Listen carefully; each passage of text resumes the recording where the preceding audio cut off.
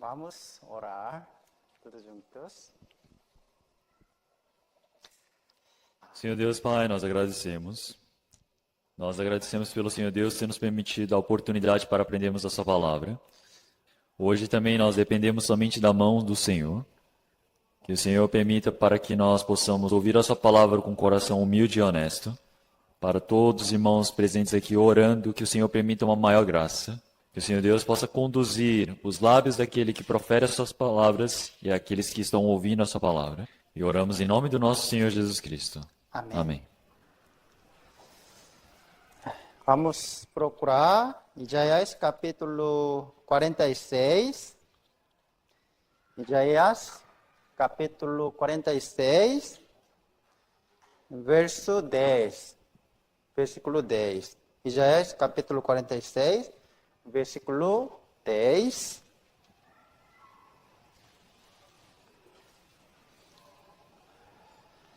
Já acharam? Vamos ler todos juntos. 1, 2. Que anuncie o fim desde o princípio e desde a antiguidade as coisas que ainda não sucederam. Que digo, o meu conselho será firme e farei toda a minha vontade. Bom, no primeiro dia nós aprendemos que Deus é o Criador. Todas as coisas foram concluídas pelo Senhor Deus. Ontem nós aprendemos que o Senhor Deus ele iniciou a história da humanidade e ele traz o seu juízo para aqueles que desobedecem.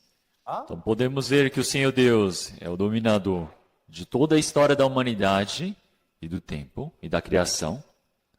Hoje nós queremos aprender sobre as profecias da Bíblia que se refere ao futuro.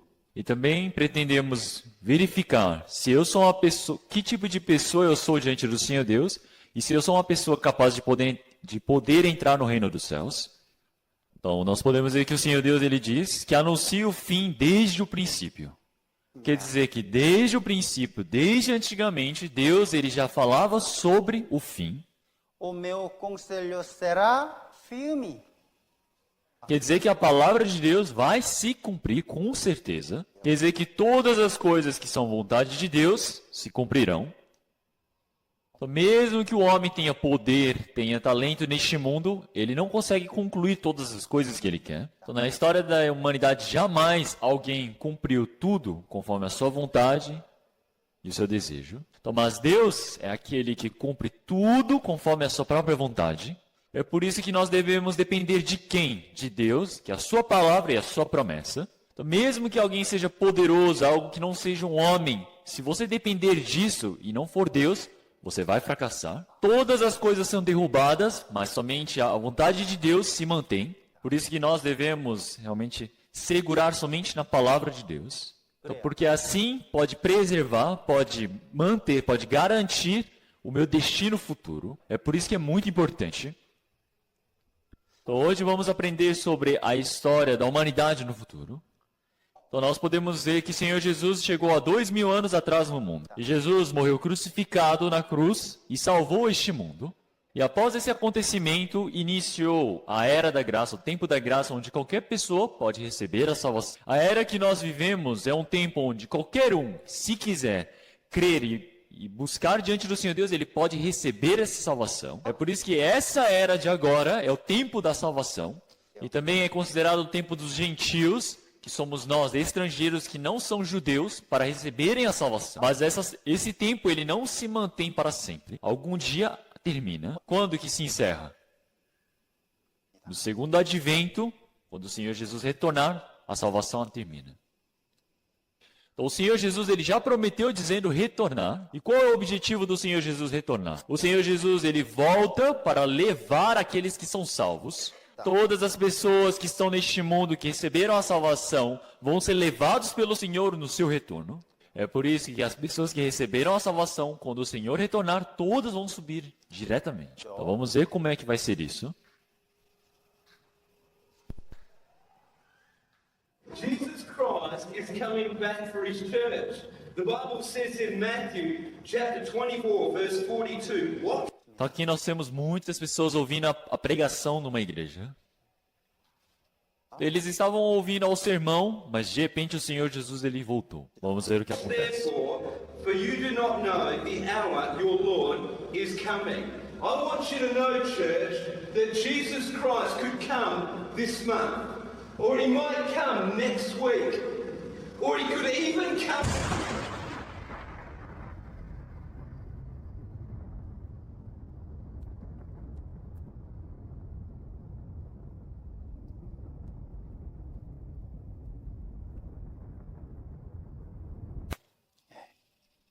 Então, com certeza isso vai acontecer.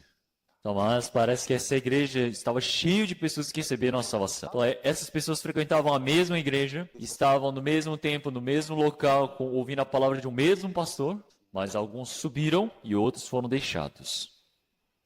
Então, não é porque você frequenta a mesma igreja, que você está no mesmo local, que você vai para o céu. A salvação é individual.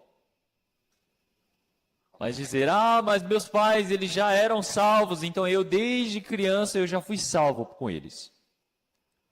Não pode ser assim. Se você não receber a salvação, você é abandonado no tempo do Senhor. Então é algo realmente trágico. Então isso vai acontecer no seu retorno. Então, a tribulação de 7 anos é onde o restante de todo este mundo vai passar. Então esse tempo de 7 anos de tribulação vai ser um tempo realmente horripilante, medonho para este mundo por não terem recebido a salvação. Mas na Bíblia está escrito de forma bem detalhada o que vai acontecer nesses 7 anos. Então nesse tempo de hoje pretendemos estudar um pouco sobre isso.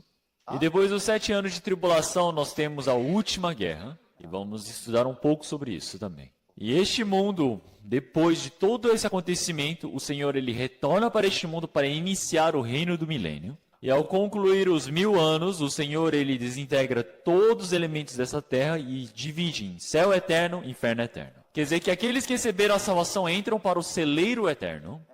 Aqueles que não receberam a salvação vão entrar para o inferno eterno. Então, a Bíblia nos diz que durante os 7 anos de tribulação teremos uma marca chamada 666. Então, mas esses 7 anos de tribulação só acontece depois do retorno do Senhor Jesus para dar essa marca 666, mas já está preparada no nosso tempo. Apocalipse capítulo 13, versículo 4. E adoraram o dragão que deu à besta o seu poder, e adoraram a besta, dizendo: quem é semelhante à besta? Quem poderá batalhar contra ela?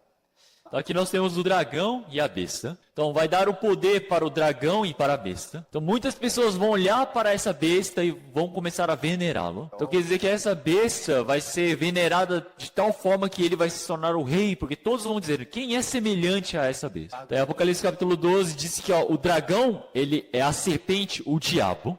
A serpente antiga, que estava no Jardim do Éden, é o dragão, que também é conhecido como diabo. Então, nessa palavra, o dragão, o diabo, ele vai dar o poder para um homem, que vai ser conhecido como a besta, e ele vai governar sobre o mundo. Então, a besta, ela vai vir para este mundo e vai demonstrar grandes poderes, eu vou ler essa palavra, e foi-lhe dada uma boca para proferir grandes coisas e blasfêmias, e deu-se-lhe poder para agir por 42 meses. Então, aqui ele fala o quê? Ele vai falar grandes coisas. Então, ele vai se tornar o rei deste mundo, dizendo, eu vou resolver todas as coisas do mundo. Então, blasfêmias são o quê? É profanar o nome de Deus. É falar palavras realmente horripilantes, dizendo que eu sou Deus. Ele vai para o templo do Senhor e vai se assentar dizendo, eu sou Deus. E durante 42 meses, ele vai governar sobre todo este mundo. Então, quer dizer que durante 3 anos e meio, todo este mundo vai se tornar um único país.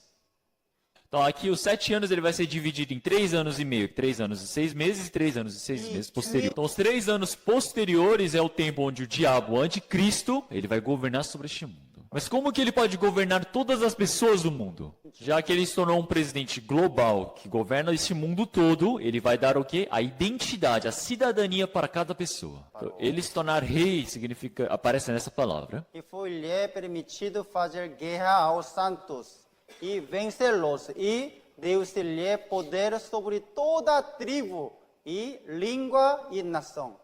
Então, por que esse homem ele é rei? Porque ele tem um poder sobre toda a tribo. Ele vai governar sobre toda a língua, todas as nações, todas as nações. Quer dizer que todas as tribos, línguas, nações vão ser governadas. Como que ele pode governar?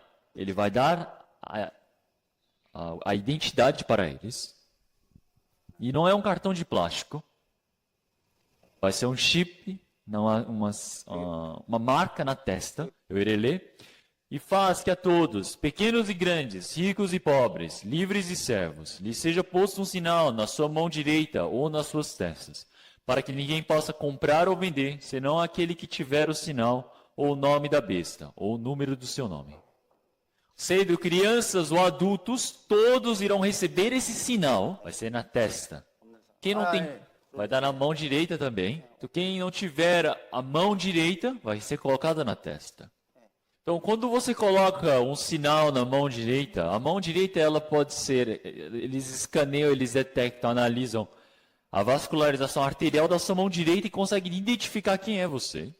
Mas quem não tem esse membro direito, vai ser posto um sinal na testa, porque as pessoas podem ser identificadas com a íris. Então quer dizer que a mão direita com a vascularização é para identificar quem é você, e com esse sinal é para você poder fazer saques, depósitos, gasta dinheiro automaticamente do banco. É por isso que você precisa dessa marca para que você possa comprar ou vender. E nesse tempo, todo mundo vai ser unificado em um único país, então nenhuma pessoa pode usar de um dinheiro diferente da outra. Todos precisam usar uma mesma moeda unitária, e isso é resolvido com uma marca na mão direita ou na testa. E qual vai ser esse sinal? Vai ser o nome da besta, do anticristo.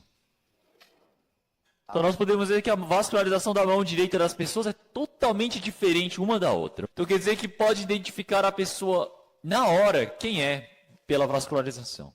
Então hoje em dia com a tecnologia, os bancos, por exemplo, você coloca somente a sua mão direita sobre essa máquina e você já consegue resgatar o seu dinheiro. Então isso já está acontecendo.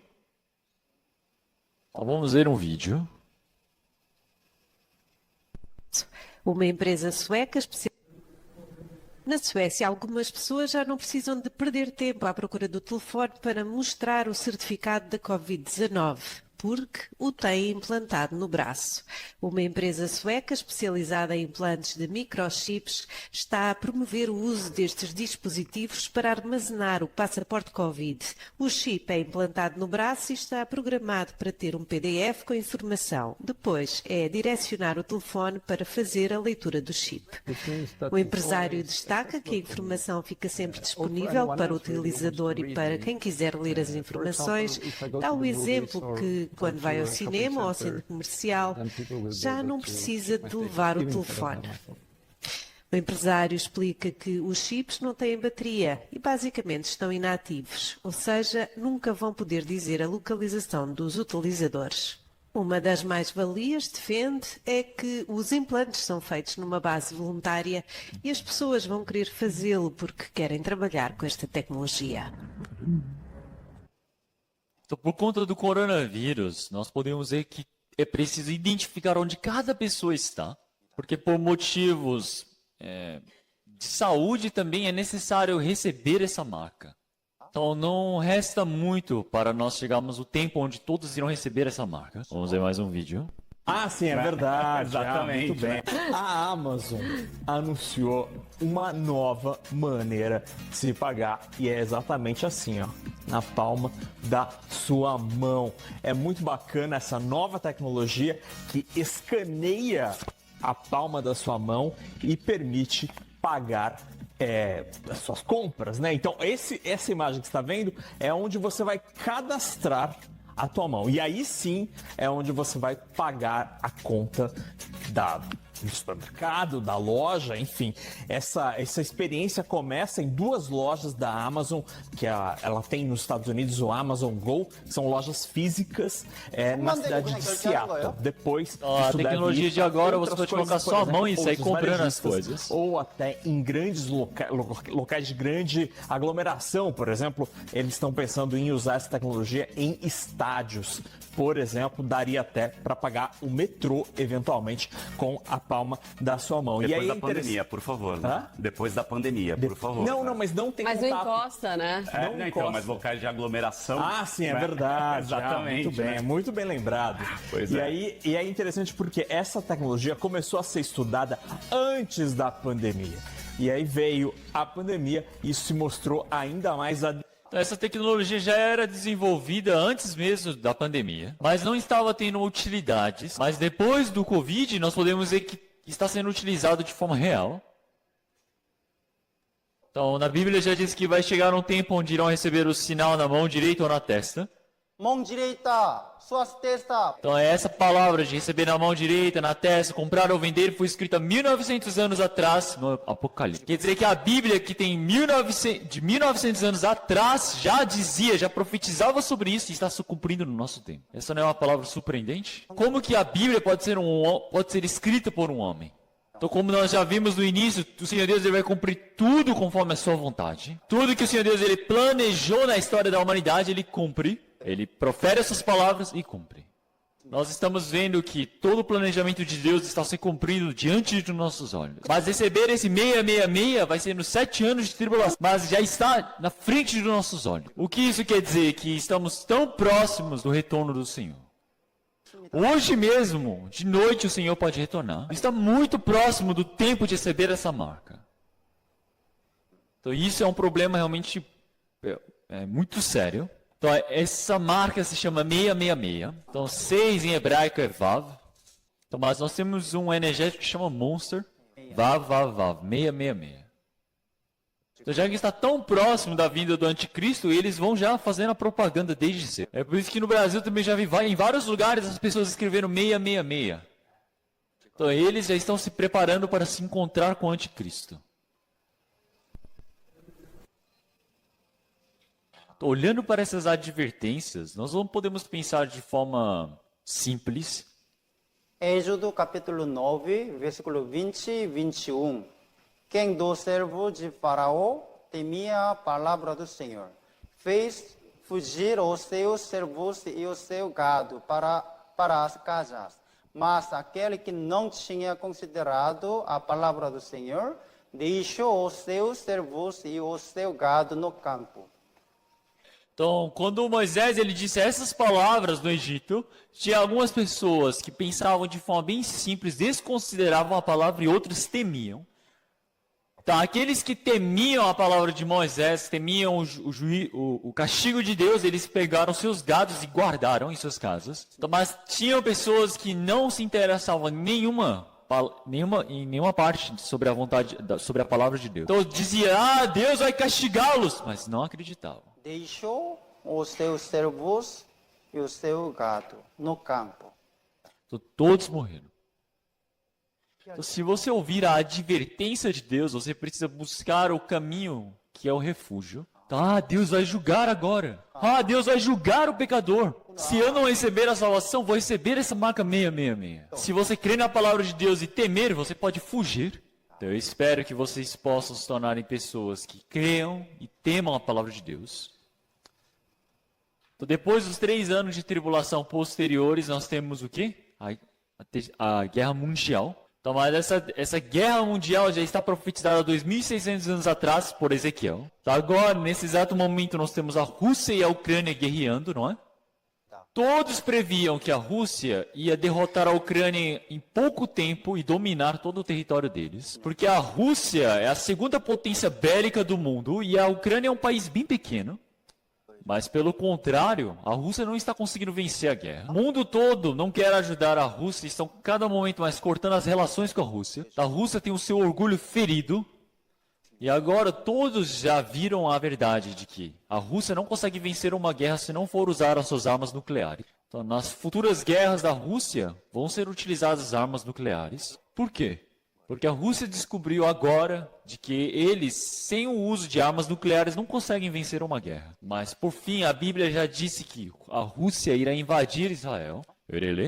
Veio a mim a palavra do Senhor dizendo: Filho do homem, dirige o teu rosto contra Gog, terra de Magog, príncipe-chefe de Meseque e Tubal, e profetiza contra ele. Então aqui, essa terra de Magog, Gog, ele irá causar uma guerra. Mas onde fica Magog, então? Em Magog nós temos Meseque e Tubal. O que é Meseque? Onde está Meseque? Meseque é a forma antiga de expressar Moscou. E Tubal é uma das formas de dizer o nome de Tubalsk, que é uma das regiões da Rússia. Então, todas essas terras de Magog, Meseque e Tubal são territórios da Rússia. persas, etíopes e os Djibouti com eles. Então aqui nós podemos ver que não é somente eles, mas esses países persas, etíopes e os putos irão com eles. E podemos ver na Bíblia que Gomer e Togarma irão participar juntos da Rússia. Então Togarma significa Turquia de hoje. Então nós podemos ver aqui que persas são Irã, etíopes, Líbia e Turquia irão estar junto deles. Então onde é Gomer? Então onde que eles irão atacar? Eles irão atacar os montes de Israel. Então Israel, que voltou para sua terra, pediu sua independência e estão em paz, serão atacados pela Rússia. Então aqui já está profetizando que a Rússia vai escandalizar toda aquela região para todos se levantarem contra Israel. Qual é o objetivo dele? Qual é o objetivo da A guerra? fim de tomar o despojo e para arrebatar a presa e tornar a tua mão contra as terras desertas que agora se acham habitadas e contra o povo que se congregou dentre as nações, o qual adquiriu gado e bens e habita no meio da terra. Então eles irão invadir um país que habita no meio da terra. Então o meio da terra é Israel. Aqui é o mapa do mundo. Então quando nós pegamos todos os continentes e formamos uma Pangeia, juntamos todos eles, nós podemos ver que o centro do mundo é ali em Israel. Então todos eles irão invadir Israel para quê? A fim de tomar o despojo, para tomar as riquezas dele. Falando de forma fácil, é para tomar os seus recursos naturais, é para questões de economia. Então, mas a Rússia está com a economia muito debilitada, porque todos os países estão cortando as suas relações com a Rússia. Com o fim desta guerra, a Rússia vai cair realmente num buraco econômico. Muitas pessoas vão passar fome, então ele só vai poder recorrer à guerra. Por quê? Irá atacar Israel. Nós olhamos aqui e falou sobre Gomer. Então, através dessa guerra nós descobrimos onde fica Gomer dessa vez. Ali nós temos a Ucrânia embaixo. Então, em cima da Ucrânia nós temos a Bielorrússia. Então, esse país é o mesmo país que a Rússia. Pode pensar que os dois são unidos. Eles são um país pró-Rússia. Então, mas dentro desse país nós temos uma região chamada Gomer. E lá na Bíblia diz que Gomer estará junto dele. Então quer dizer que é certeiro que é a Rússia. Todos esses países vão estar unidos para invadir Israel. Todos esses países, Turquia, Bielorrússia, Pérsia, que é Irã, Etiópia, e todos eles irão atacar. Todos eles estão ali o quê? Em volta de Israel. Israel é ali naquele ponto. Eles irão atacá-lo. Todos irão atacar dessa maneira. Então, vai se iniciar uma guerra. Então nós podemos ver que isso é a capa da revista Times é bem antiga, mas aqui ele mostra o urso do norte olhando para Israel.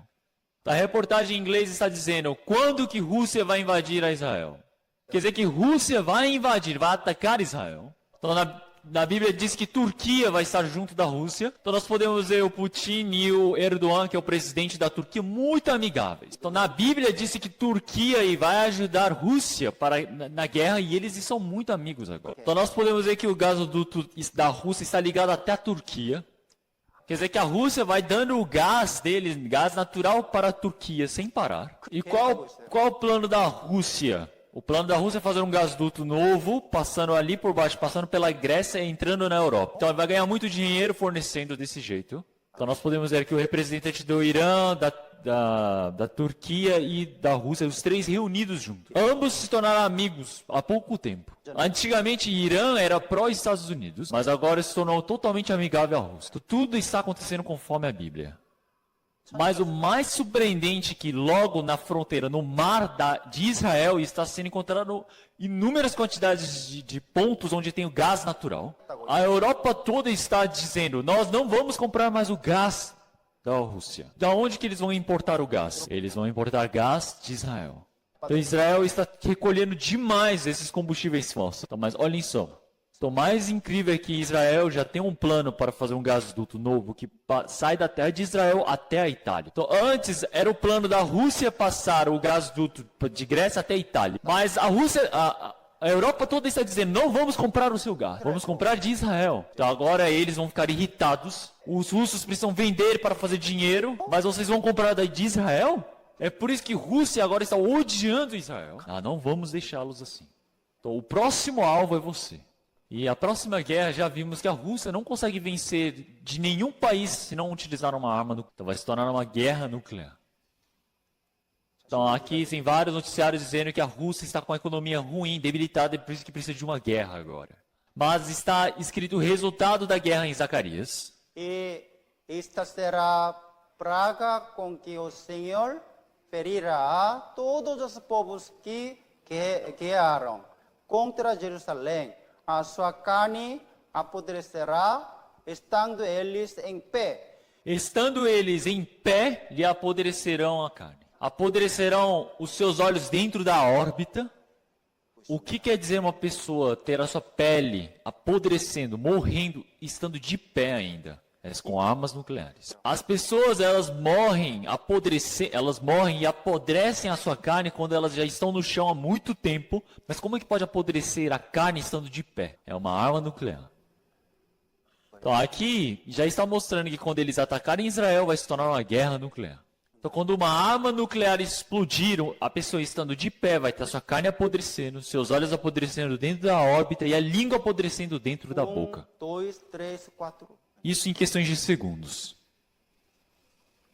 Então, como que pode, numa Bíblia tão antiga como esta, já exemplificar sobre a arma nuclear? Então, num jornal americano mostrou como que seriam as etapas de uma pessoa morrendo com uma arma nuclear explodindo num instante a carne toda desaparece. Antes mesmo dessa mulher cair para trás, toda a carne dela já desintegrou. Exatamente a sua carne apodrecerá, estando eles em pé. Então, é exato. É exato. Então, aqui mostra a quantidade de ogivas nucleares presentes no mundo. Então, a Rússia tem por volta de 6.000 ogivas nucleares. Eles vão utilizar esse armamento. Então, Israel diz que possui em torno de 90. Para você guerrear contra um país que possui armamento nuclear, você tem que usar armamento nuclear. Então, em Joel também ele retrata essa guerra e assim se fala. Ele fala, dia de trevas e dia de escuridão, dia de nuvens e densas trevas. Quando uma arma nuclear ela explode com tamanha intensidade que sobe uma fumaça tão gigantesca que cobre todo o céu e escurece tudo que está ao redor. E aqui ele fala que qual nunca houve desde o tempo antigo, nem depois dele haverá pelos anos adiante. Isso é uma arma nuclear. E aqui ele fala sobre a última guerra. Aqui retrata a forma de como eles vão guerrear. Aqui fala, diante dele um fogo consome, atrás dele uma chama abrasa. Tudo pode parecer como o jardim do Éden, mas quando explode uma vez o fogo, passa, nada resta. Depois da tempestade dessa arma nuclear passar, nada vai restar por perto. Aqui ele está retratando exatamente o formato de uma arma nuclear explodindo. Diante dele um fogo consome e atrás dele uma chama abrasa. Até adiante dele é como o jardim do Éden, mas atrás dele um desolado deserto. Parecia jardim do Éden, mas passando uma vez o fogo se torna um deserto. Vejam isso.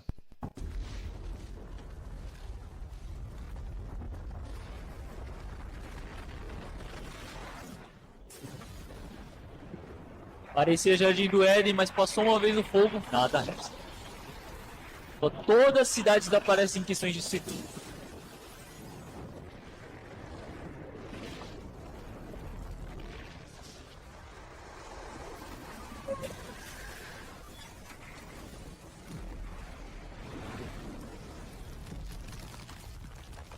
Uma arma nuclear de hoje, quando explode, ela desaparece com tudo. Então é exato, parecia o jardim do Éden, mas passando o fogo se torna como um deserto. Então, aqui ele retrata de forma exata o que é uma arma nuclear. E tem os próximos versículos são bem interessantes. Então, aqui ele fala sobre aqueles que irão guerrear. Eles parecem homens, mas não são. A sua aparência é como cavalos e como cavaleiros assim correm. E aqui ele fala, marchará cada um no seu caminho e não se desviará da sua fileira. Olhem só, aqui são as pessoas, os soldados que vão estar na guerra. Todos eles vão andar em uma fileira só e não vão sair da fileira. Então aqui aparece, ninguém apertará seu irmão, quer dizer que eles não vão esbarrar um no outro e marchará cada um pelo seu caminho. Sobre a mesma espada se arremessarão e não serão feridos. Mesmo atacando com armas, eles não são feridos. Quer dizer que eles se movem como pessoas realmente muito hábeis, porque eles vão ir para as cidades, eles vão pular os muros e vão atacar. Mas eles não são pessoas. O que são esses soldados? Então vejam só isso. O novo filme da franquia O Exterminador do Futuro, Destino Sombrio, estreia essa semana nas salas de cinema do país. Com o lançamento, muito se falou sobre a capacidade de robôs reais entrarem em ação em cenários semelhantes aos de uma guerra. Em função disso, o estúdio Corridor Digital... Então vocês sabem que já desenvolveu muitos robôs soldados. A partir de agora não vai ser mais homem que vai para a guerra. Os robôs são postos em guerra. de Los Angeles, especializado em efeitos visuais, fez uma montagem impressionante, simulando a ação de um robô soldado. Olha só, eles testando no Pentágono em um cenário de batalha com soldados humanos. No vídeo, o robô se mostra extremamente ágil, acertando alvos com grande precisão, mesmo tendo objetos atirados em sua direção. A simulação indica que em breve a intervenção humana em conflitos de guerra se tornará completamente desnecessária.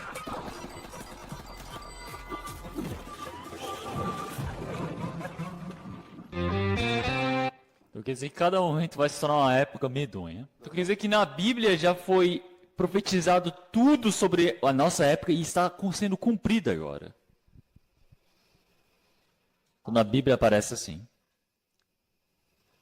Porque a minha mão fez todas essas coisas, e assim todas elas foram feitas. Diz o Senhor, mas para esse olharei, para o pobre e abatido de espírito, e que treme da minha palavra. Então, pessoal, o Senhor Deus, ele cumpriu todas essas coisas. Então, mas aquele que realmente teme diante do Senhor Deus, o Senhor tem misericórdia dele. Aqueles que ouvem a palavra do Senhor Deus e tremem, o Senhor Deus tem misericórdia deles. Então vamos fazer um alongamento agora e eu vou continuar pregando. Então, podem imitar. 1, 2, 3, 4, 5. Vira à esquerda. 1, 2, 3, 4, 5. Vira à direita, vira à direita. 1, 2, 3, 4, 5. Para cima. 1, 2, 3, 4, 5. Atrás. Atrás. Então, a partir de agora é importante. Então, até agora nós estudamos para ver que a Bíblia é verdadeira. Conforme a Bíblia, a história da humanidade teve andamento. Nós estudamos que agora, através da profecia da Bíblia, a história da humanidade também vai dar andamento. Então, quer dizer que a Bíblia é verdadeira. Deus existe ou não? Deus existe ou não? Sim. A Bíblia verdade ou falsa? Verdade. Verdade. A Bíblia é verdade. Então eu preciso confirmar diante da Bíblia, diante de Deus, se eu sou justo ou não. Então vamos verificar. Vamos ler Salmos capítulo 51, versículo 5. Vamos ler todos juntos. 1, 2. Eis que em iniquidade fui formado, e em pecado me concebeu minha mãe. Aqui é o Salmos de Davi. Então Davi está confessando nesses Salmos dizendo: em iniquidade fui formado e em pecado me concebeu minha mãe. Então aqui ele não está dizendo que ele pecou e se tornou pecador, mas ele já nasceu um pecador. Davi, ele pecou mais do que outras pessoas? Não é? Mas Davi, ele já soube quanto de pecado ele tinha dentro dele. Vocês têm pecado dentro de vocês ou não? Dentro de todas as pessoas tem pecado. Por quê? Pense bem. Então, eu sou o pecador. Eu estava dentro de meu pai. Eu estava dentro do meu pai estava dentro do avô. E o avô, ele veio do bisavô. E se formos subindo até lá em cima, podemos ver que todas as pessoas do mundo estavam dentro de Adão e Eva. Quer dizer que quando Adão ele comeu do fruto do conhecimento do bem e do mal no jardim do Éden, eu já estava ali dentro. Quer dizer que eu, como um DNA, como uma forma hereditária, já estava ali dentro. Quer dizer que Adão e Eva, quando eles comeram do fruto do conhecimento do bem e do mal, eu também fui contaminado. É por isso que todos que nascem como descendentes de Adão e Eva nascem como pecadores, porque eu estava dentro de Adão. É por isso que desde o momento que nascemos como pecadores. Então vejam só. Aqui nós temos um vídeo da galinha atacando a criança. Olha só isso. A criança está levando um tijolo e jogando em cima da galinha.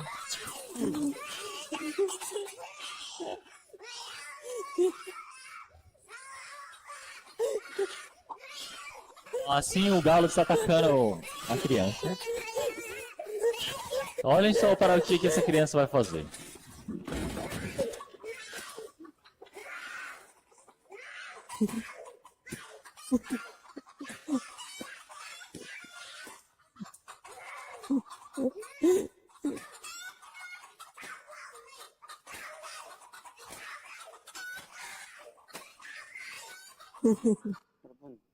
Ele matou essa galinha. Então, essa criança deve ter o quê? Até 5 anos de idade? A criança de 5 anos ficou brava, então matou a galinha. Então, como que pode ter um coração tão horripilante dentro do coração de uma criança? Então, quer dizer que dentro do coração da pessoa tem esse coração realmente muito medonho. Então, vocês não têm esse tipo de coração? Imagine se alguém fica atormentando vocês. Com certeza vai surgir um coração dentro de vocês. Eu quero matar ele. E isso, ele já está dentro do meu coração. Então, aconteceu uma vez na Coreia, um marido que sempre voltava bêbado e batia na sua esposa. Durante 20 anos ele batia na sua esposa. Ele sempre, quando voltava bêbado, batia na sua esposa. E num dia ele voltou bêbado e bateu na sua esposa de novo. E a esposa esperou o marido adormecer. Depois que o marido adormeceu, ela ferveu uma água bem grande e jogou em cima dele. E esperou ele morrer. Matou ele assim. Quer dizer que qualquer pessoa, um homem, dentro do coração, tem essa vontade de querer matar o outro. Esse tipo de pensamento do coração não está em pessoas especiais, mas sim qualquer pessoa pode ter esse coração. Se alguém fica me atormentando, fica me provocando, isso sai para fora. Então nós precisamos saber que nós somos pecadores. Tudo pecador.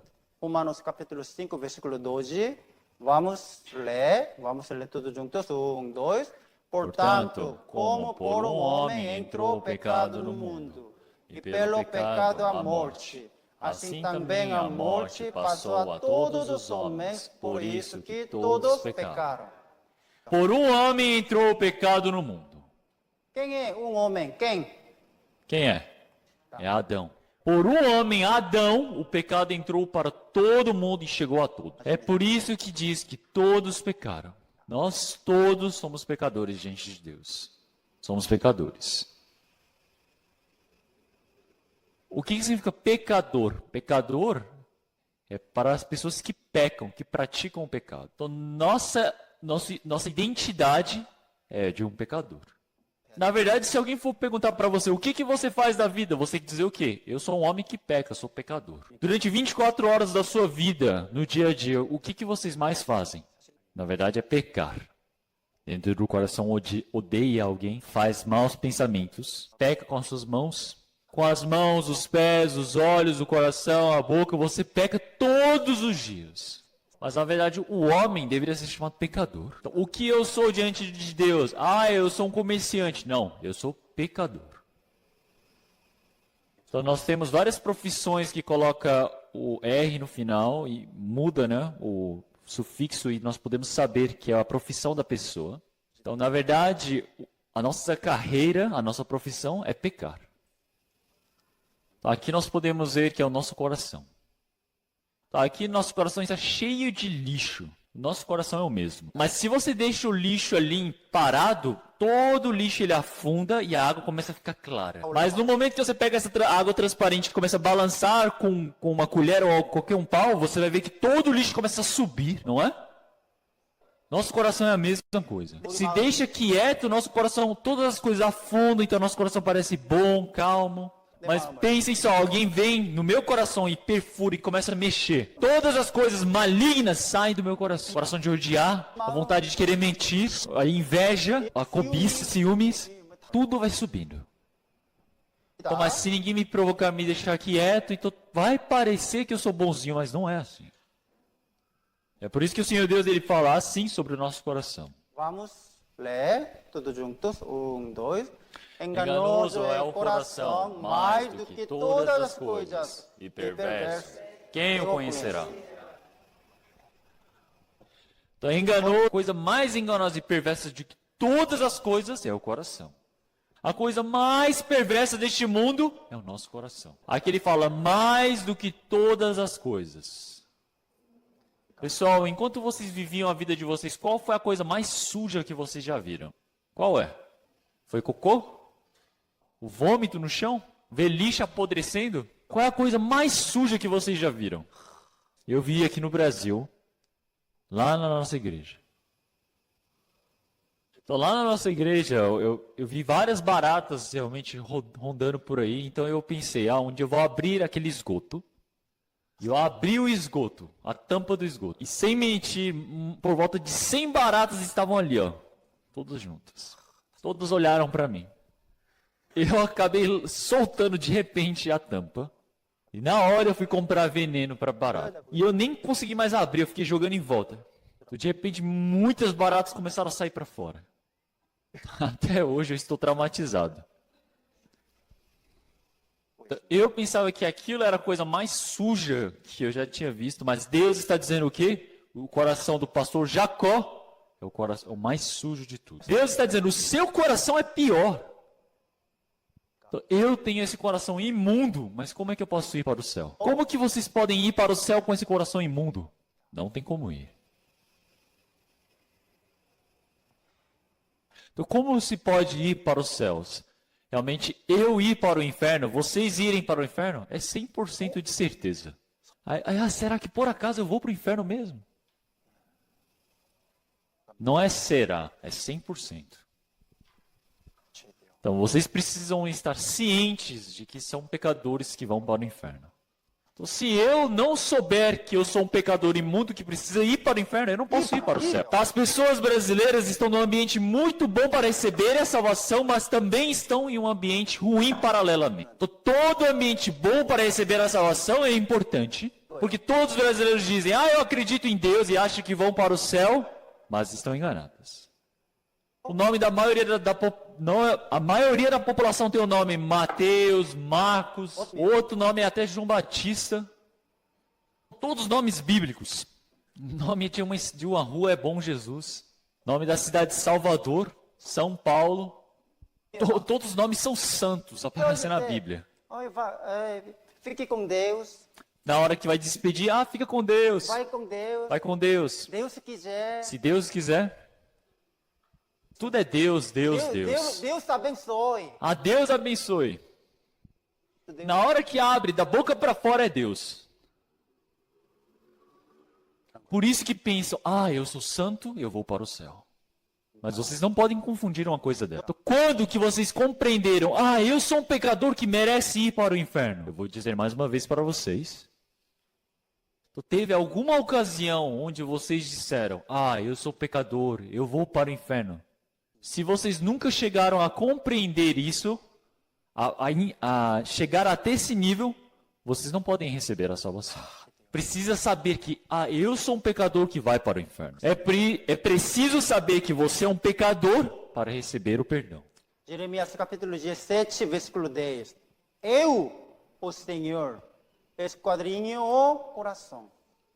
Então, o Senhor Deus, Ele esquadrinha o nosso coração. Esquadrinho significa o quê? Quer dizer que investiga profundamente, analisa. Quer dizer que Ele está investigando cada coisa que tem dentro do meu coração. Mas eu posso ir para o céu? Nós podemos ir para o céu? Nós podemos ter firmeza para ir para o céu? Vocês precisam saber que Deus está olhando o pensamento e o coração de você. O Senhor, Ele esquadrinha o nosso coração e Ele vai trazer o quê? Cada um segundo o seu fruto das suas ações. Todos os pecadores, todos os pecados que eu cometi desde antigamente até hoje, Senhor Deus, Ele vai mostrar tudo para diante dos meus olhos. Então, como isso é medonho? Por exemplo, vamos pensar, nessa televisão, todos os pecados que eu cometi desde o momento que eu nasci até hoje, se eles começarem a aparecer, mostrar para todos aqui na TV, o que vai acontecer? Então, as pessoas vão ficar tão envergonhadas que vão querer fugir, não é? Mas Deus não é o homem, mas Deus esquadrinha o nosso coração. Mas mesmo assim vocês podem ir para o céu? Deus está investigando o nosso coração, Ele está nos investigando, mas podemos ir para o céu? Realmente não tem como, é um absurdo. Então, nós precisamos nos arrepender e precisamos buscar o perdão diante de Deus. Então, Jesus disse, porque do interior do coração dos homens saem os maus pensamentos, os adultérios, as fornicações, os homicídios. então, essas coisas saem do nosso coração. Então, os adultérios, as fornicações, os homicídios. O que é homicídio? Homicídio é odiar o outro. Vocês sabem qual foi o primeiro homicídio? Quem que matou quem para ser o primeiro homicídio? Caim matou seu irmão chamado Abel. Por que Caim matou Abel? Por conta do ódio, por conta do ciúme. Já que tem a inveja, tem o ódio, o homicídio sai para... Mas disse Deus, se você odeia o seu irmão com o coração, você já praticou o homicídio. Porque Deus, Ele vê o coração. Os frutos, a avareza, as maldades, o engano, a dissolução, a inveja, a blasfêmia, a soberba, a loucura. Vamos ler todos juntos? 1, 2. Todos esses males procedem de dentro e contaminam o homem. Todos esses pecados imundos saem do nosso coração. Tudo isso está presente no nosso coração. Vocês possuem isso ou não? Vocês têm tudo isso. Deus está vendo todas essas coisas. Então, olha aqui, parecem duas pessoas muito boas, honestas. Parecem que têm muita educação. Pessoas simpáticas, bondosas. Sinceridade, educação, moralidade, bondoso, consciência, religião, servir. Então, as pessoas, eles olham somente essas coisas dentro do coração. Nós queremos só mostrar essa aparência para as outras pessoas. Eu quero expressar somente essas coisas para os outros. Mas isso, na verdade, é enganando os outros. Mas Deus não olha essas coisas. Então, o homem olha para a aparência, mas Deus, Ele olha o quê? O centro do coração. Nossa, ele é uma pessoa muito boa. É uma pessoa educada. Mas Deus não é enganado por essas coisas. Deus está olhando o pecado no coração. Não pensem que vocês podem enganar a Deus. Então, Deus irá nos julgar através da sua palavra. Então, pensem bem nesse tempo restante. Se eu estivesse diante do juízo... Então, primeiro, dentre os 10 mandamentos, do primeiro ao quarto é tudo referente a Deus. Do quinto para o 10º são tudo o que eu preciso cumprir diante dos homens. O Senhor Deus, Ele escreveu cada mandamento na ordem de importância. Então, vamos pensar primeiro no 10º. Não cobiçarás. Não cobiçarás. Não cobiçarás. Então, cobiçar realmente começou com o pecado. Por que Adão e Eva pecaram? O Senhor Deus, Ele disse para Adão e Eva, podem comer todo o fruto do jardim, menos um. Mas Adão e Eva, eles queriam até aquele um que estava ali no canto. Esse coração de cobiçar esse último fruto proibido, iniciou o pecado. Gênesis capítulo 3, versículo 6. E viu a mulher que aquela árvore era boa para se comer. Boa para se comer. Então, parecia deliciosa. Então começa a ter o quê? Cobiça. Agradável aos olhos. Era muito linda de se ver. E árvore desejável para dar entendimento. Nossa, se eu comer daquilo eu vou ficar sábio. Então isso é o quê? Cobiça. Ah, eu quero aquilo, eu queria ter aquilo. Ah, eu quero aquilo. Esse é o início do pecado. Então, isso está dentro do meu coração. E se eu cometo esse pecado, eu já descumpri o 10º. Se alguma vez eu cobicei, eu já descumpri o 10º mandamento. Então o Senhor, Ele disse para não dar falso testemunho. Se você alguma vez na vida você já mentiu, você descumpriu o 9º mandamento. Você já mentiu alguma vez na vida? Você já deve ter mentido muito. Então, quando eu vim para o Brasil, não tinha nem passado alguns meses, mas eu pensei, eu vou convidar as pessoas na frente da igreja, então eu preparei café.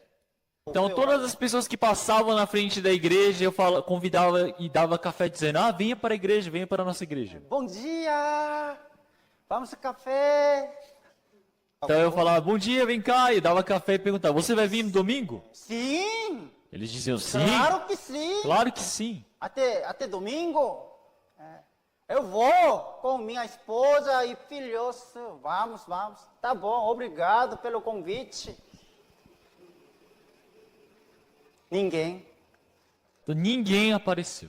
Então não havia ninguém que rejeitou dizendo, eu não tenho tempo. Eu fiquei assustado, eu fiquei chocado. Então por volta de 100, pensei, dentro de 100, pelo menos 10 vão vir. Mas ninguém veio. Depois que eu descobri que os brasileiros são muito bonzinhos. Ali na frente não sabem rejeitar. Eu só descobri isso depois. Os brasileiros não sabem rejeitar. Todos eles dizem, eu vou. Mas, pessoal, isso é mentira. É por isso que eu havia dito para minha esposa, vamos preparar comida para 50 pessoas. Porque 100 pessoas disseram que ia vir, mas se vir pelo menos metade, já vai faltar comida. Mas a gente cozinhou tudo aquilo e teve que dar para os cachorros, porque não tinha como usar mais. Então, mentir é pecado para o inferno. Então, mas aonde começou a mentira? Quem é o primeiro mentiroso do mundo? Então, Deus nunca mentiu. A mentira veio do diabo. Então, o Senhor Deus, ele diz que se comer desse fruto, certamente morrerás, mas a serpente disse que não. O primeiro mentiroso é o diabo. É por isso que o Senhor chama o diabo de pai da mentira. É por isso que até a pequena mentira que eu contar está o quê? Incluso no diabo. Então, se eu mentir, eu descumpri o 9º mandamento. Então, depois ele diz, não furtarás. Mas eu nunca furtei. Porque vocês não lembram, mas quando criança, todo mundo já roubou de alguém. Você pegar algo Você pegar algo de alguém sem pedir, sem emprestar, isso é roubar também. Então, mas pode ser que nós furtemos de Deus. Então, vamos ver. Nós, no primeiro dia, vimos que nós todos estamos vivendo neste mundo onde Deus nos forneceu tudo gratuito. Então, a comida é algo gratuito que Deus nos permitiu, nós estamos comendo disso. Mas eu viver comendo daquilo e não agradecer diante do Senhor Deus é o mesmo que furtar de Deus. Romanos capítulo 1, versículo 21. Porquanto, tendo conhecido a Deus, não o glorificaram como Deus, nem lhe deram graças. Então usam todas as coisas de Deus, mas no fim eles não dão glórias a Deus, não agradecem a Deus. Eu viver usufruindo das coisas permitidas por Deus, mas todos os dias eu não agradecer é o mesmo que eu viver furtando de Deus. Isso é a verdade. É viver usando do jeito que você quer as coisas de Deus. Uma vez eu fui na chácara de uma irmã. Ela tem uma chácara imensa. É uma chácara tão grande que não tem fim. Mas aquela irmã, ela tinha uma questão a resolver. Há 20 anos atrás, veio uma família dizendo, você pode me dar um pequeno do seu terreno para eu poder viver plantando ali? Já que a terra dela era muito grande, ela falou, não, vocês podem viver ali. E durante 20 anos eles viveram ali gratuitamente, sem pagarem nada, cuidando das suas plantas. E sabe o que eles dizem agora? Eles dizem para ela, aqui é a minha terra, eu não vou sair, que a terra é minha. De repente perdeu a terra dela. Então ela ficou muito angustiada. Ela com bom coração ajudou aquela família, mas agora eles dizem o quê? Descaradamente, é minha terra. Esse é o mesmo coração que Deus. Deus, pela graça, me dá a luz, me dá a água, me dá a comida, me dá o ar, mas eu estou dizendo o quê? É meu. É meu, mas por que eu tenho que orar para isso? A vida é minha. É meu corpo, eu faço bem o que entender. Porque acham que é tudo seu. Deus realmente deve se entristecer muito. Deus me deu todas as coisas, a vida e toda a criação, mas ninguém admite que foi dado por... Eles não agradecem. Então Deus deve estar muito entristecido. Eles utilizam das minhas coisas como se fossem suas. Então, isso é roubar, é furtar de Deus. Então não adulterarás. Então, o Senhor Jesus disse dessa maneira. Mesmo que essa pessoa ela não tenha pecado ainda, mas só de ela ter esse pensamento, esse desejo dentro do coração, ele já pecou. Quer dizer que mesmo que ele não tenha praticado esse pecado, se ele tem essa insinuação, se ele tem essa vontade, ele tem esse desejo no coração, ele já pecou. Então o Senhor Deus ele já está dizendo que ele já cometeu adultério. Então, em Hebreus aparece uma palavra assim: venerado seja entre todos o matrimônio e o leito sem mácula. Então, Deus está dizendo para nós respeitarmos, nós mantemos essa pureza no matrimônio sem maculá-la. O que é adultério? O Senhor, ele disse: porém, aos que se dão à prostituição e aos adultérios, Deus os julgará. Prostituição é tudo que pessoas que não se casaram tiverem qualquer tipo de relação sexual. Então, eles não se casaram ainda, mas vivem juntos. Então, tem duas pessoas que não se casaram, eles namoram, mas eles dormem juntos na mesma cama. Se alguém me dizer: mas pastor, isso é cultura do Brasil, isso é normal, isso não é pecado. Pode ser que este mundo não os julgue. E então, o que é adultério? Adultério, você estando casado, você comete o pecado com outra mulher ou outro homem. Senhor Deus irá julgar aqueles que, mesmo tendo a sua esposa, vão se encontrar com outro homem, com outra mulher, ou mesmo tendo seu marido, vão se encontrar com outro. Pode ser que a lei deste mundo não os julgue. Antigamente, a lei coreana, ela julgava as pessoas que cometiam adultério, mas hoje em dia mais não. O que a lei diz hoje em dia? Não, é porque ambos se amam, eles se gostam tanto, é por isso que eles fizeram isso, mas não tem como condená-los. As pessoas do mundo dizem: isso aqui, ambos, já que se gostam, não tem problema. Mas Deus diz dessa maneira: Deus os julgará. Pessoal, depois vocês podem ir para diante do juiz. Todas as coisas que podiam não ser pecado neste mundo, o Senhor Deus trará juízo. Não pensem que as pessoas do mundo, já que não estão julgando, Deus não julgará. Na Bíblia já disse que Deus os julgará. Ele disse: não matarás. Mas eu já disse para vocês, matar, odiar é matar. Então nessa palavra eu já disse que aqueles que chamam seu irmão de louco, de raca, odiar, ele está o quê? Será réu do fogo do inferno. Em 1 João, ele já disse que quem odeia o seu irmão, ele já praticou homicídio. Porque começa do ódio para chegar ao homicídio. Então, isso é um problema seríssimo. Vocês já odiaram alguém? Vocês já odiaram o marido, a esposa, o amigo, os pais, os filhos, os parentes, os colegas de trabalho? Se em alguma ocasião eu odiei alguém, isso é homicídio. Então, se o ódio é a semente, o homicídio são os frutos. No coração de Caim tinha o ódio contra Abel. Dentro do coração dele foi semeado o ódio. Deus viu esse coração e disse: Caim, você abandone esse coração de ódio. Mas ele não jogou fora. O ódio começou a crescer e por fim ele pegou a pedra e matou seu irmão. O ódio está interligado com o homicídio. É por isso que o odiar, Deus considera no mesmo nível do homicídio. Odiar é homicídio. Depois o Senhor disse: honra o teu pai e a tua mãe. Vocês honram os seus pais? Vocês obedecem seus pais? Desobedecer a palavra dos pais é um enorme pecado. Um pecado maior que adultério é homicídio. E um pecado maior que homicídio é desonrar os seus pais. O maior pecado que o homem pode cometer é desonrar os seus pais. Então, eu vindo para o Brasil, eu já vi coisas realmente bem tristes. Então, o filho, ele está morando num apartamento muito bom, tem um carro bom, mas os pais estão preocupados com a comida de hoje. O filho não pensa em ajudar. A mãe está preocupada com o aluguel, está preocupada com o que vai comer hoje, mas a filha, tendo uma casa, tendo carro, não ajuda os seus pais. Eu vi isso diversas vezes. Será que Deus não vai julgar isso? Eles não obedecem os pais? Então isso é um grande pecado. Isso é você descumprir o 5º mandamento. É o pecado para a morte, para o inferno. Então Deus me criou, meus pais me fizeram. Então sem Deus eu não posso existir, sem os meus pais me darem a luz, eu não poderia estar neste mundo. Então os meus pais e Deus se tornam a origem da minha vida. Então vocês precisam honrar, da mesma maneira que vocês honram os seus pais, a Deus. Mas as pessoas dizem dessa maneira: se um homem disser ao pai ou à mãe: aquilo que poderia aproveitar de mim é corban, isto é, oferta ao Senhor. Então eles dizerem: as coisas que eu precisava dar para os meus pais, eu já entreguei para Deus.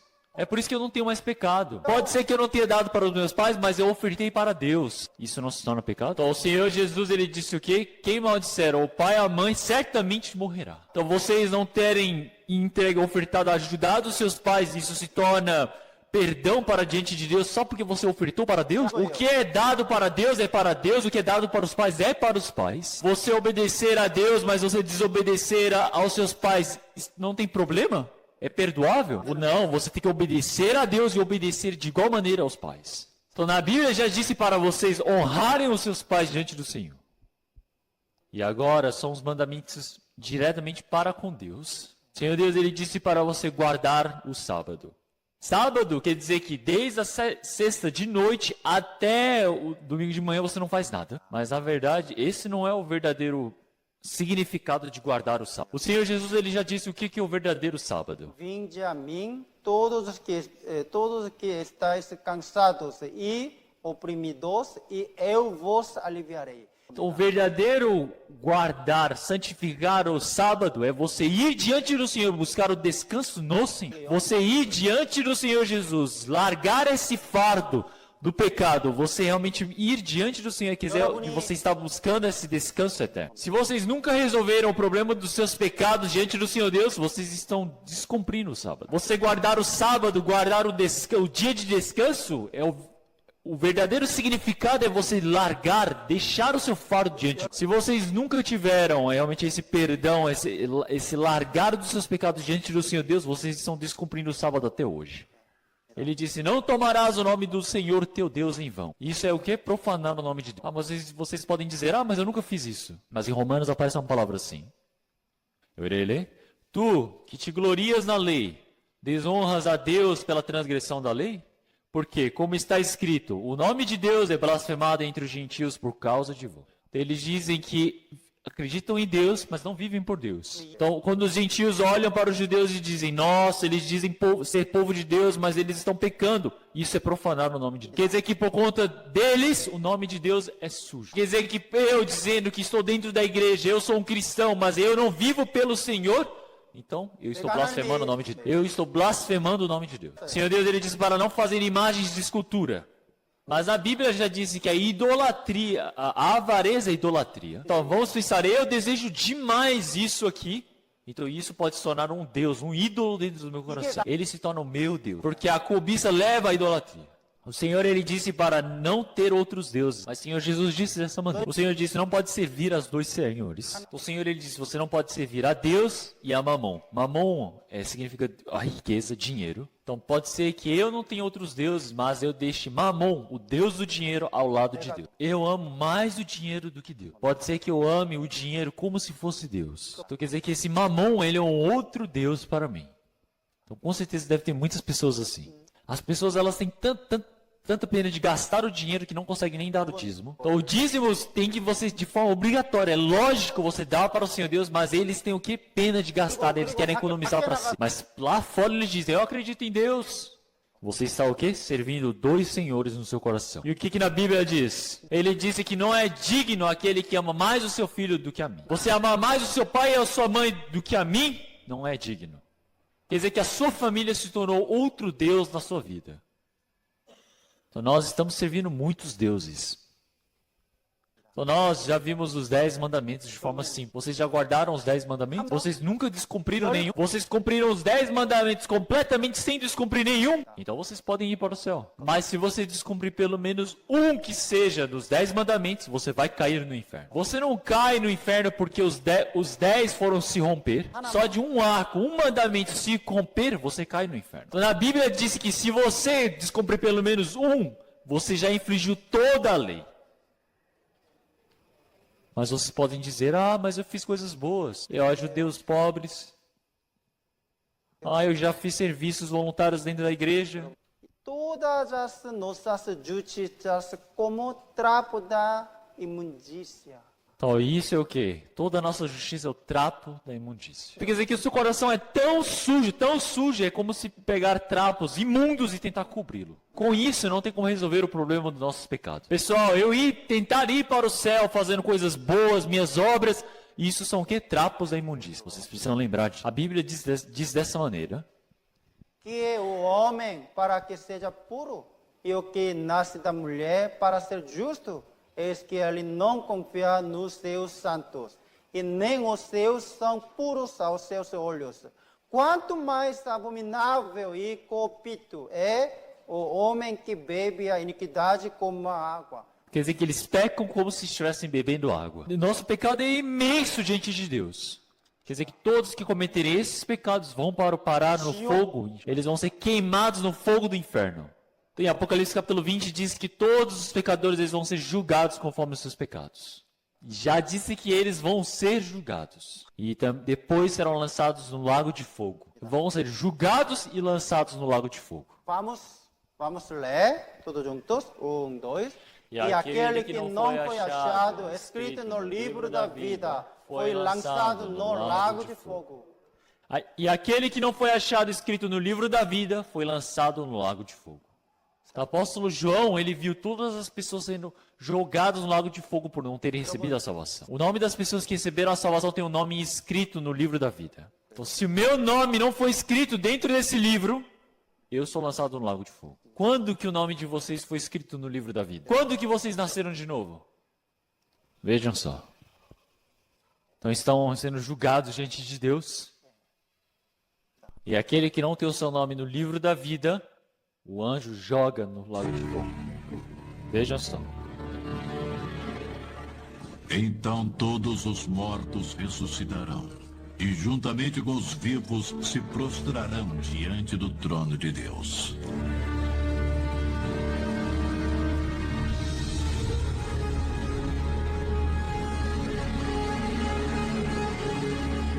Os importantes e humildes, cada um dará conta de tudo que fez durante a sua vida. No dia da ira do Senhor, o seu dinheiro e as suas posses não poderão salvá-lo. Os covardes e os que não creem em Jesus, os traidores, os assassinos, os imorais, os que praticam feitiçaria, os idólatras e todos os mentirosos. O lugar deles é o lago de fogo e enxofre. E todo aquele cujo nome não foi encontrado no livro da vida será lançado no lago de fogo.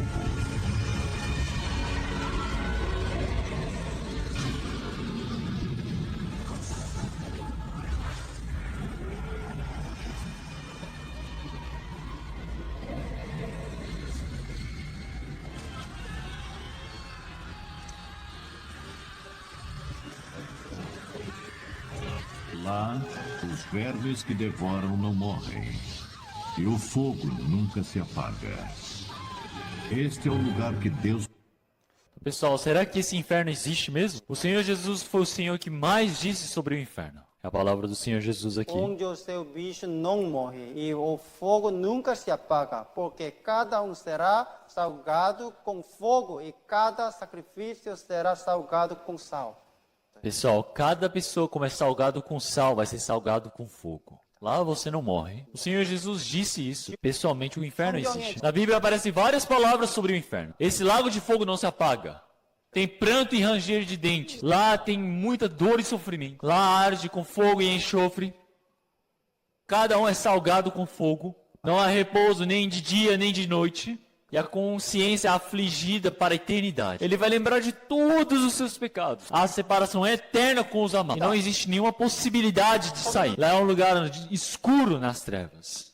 Aparecem diversas palavras sobre o inferno na Bíblia. O inferno existe. Então muitas pessoas não falam sobre o inferno. Muitas igrejas não falam sobre o inferno. Eles não ensinam sobre o inferno. Porque as pessoas não gostam de ouvir sobre o inferno. Mas Jesus foi aquele que mais disse sobre o inferno. Então, mas lá é um lugar onde não tem água. Então vamos procurar mais uma palavra e vamos terminar. Então o Senhor Deus, Ele procura por estas pessoas. Vamos ler todos juntos. 1, 2. Perto está o Senhor dos que têm o coração quebrantado e salva os contritos de espírito. Então o Senhor, Ele procura aquele com o coração quebrantado. O que significa coração quebrantado? Então o que significa essa pessoa que está em contritos de espírito? É aquele que sofre, está aflito por conta do seu pecado, sabe que vai para o inferno. A pessoa que tem dúvidas em relação ao seu pecado, a pessoa que realmente sabe que vai para o inferno, que compreendeu que é pecado. Ah, Senhor Deus, eu sou pecador. A pessoa que verdadeiramente confessa os seus pecados diante do Senhor Deus, ele busca o perdão, pode ser perdoado. Confessei-te o meu pecado. Esta pessoa pode receber o perdão do Senhor Deus. Hoje irei pregar até aqui. Hoje, quando vocês voltarem para suas casas, vocês possam orar diante de Deus. Confessem os seus pecados diante de Deus e peçam perdão diante do Senhor. Com certeza Deus irá permitir a graça. Vamos orar? Senhor Deus Pai, nós agradecemos. Nós agradecemos pelo Senhor Deus ter nos permitido para que possamos saber que tipo de pecadores nós somos. Senhor Deus, nós sabemos que o Senhor esquadrinha o nosso coração e está vendo todas as coisas. Que o Senhor Deus permita para que nós possamos ir diante da sua palavra temorosa de forma humilde. Que o Senhor permita para que todas as pessoas que estão assentadas hoje possam receber a salvação e nenhum se perca. Que o Senhor possa protegê-los e conduzi-los para que possam vencer a tentação do diabo e venham para ouvir a palavra mãe. Oramos em nome do Senhor Jesus Cristo. Amém.